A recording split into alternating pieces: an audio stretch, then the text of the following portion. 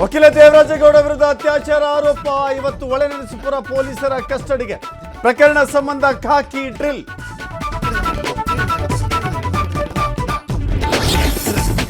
ಮಾಜಿ ಸಚಿವ ಎಚ್.ಡಿ. ರೇವಣ್ಣಗೆ ಜಾಮೀನು ಮಂಜೂರು. ಮೈಸೂರಿನಲ್ಲಿ ಅಭಿಮಾನಿಗಳ ಸಂಭ್ರಮಾಚರಣೆ. ಚಾಮುಂಡಿ ಬೆಟ್ಟದಲ್ಲಿ 101 ಈಡುಗಾಯಿ ಹರಕೆ ಸಲ್ಲಿಕೆ.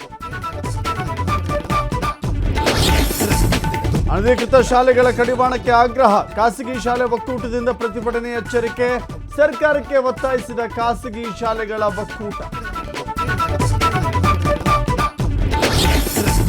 ಸಿಲಿಕಾನ್ ಸಿಟಿಯಲ್ಲಿ ನಿಲ್ಲದ ಮಳೆಯ ಅವಾಂತರ. ಗುಡ್ಡದ ಹಳ್ಳಿಯಲ್ಲಿ ಮನೆಗೆ ನುಗ್ಗಿದ ನೀರು. ಇತ್ತ ಸಮಸ್ಯೆ ನಿರ್ವಹಣೆಗೆ ತಂಡ ರಚಿಸಿದ ಬಿಬಿಎಂಪಿ.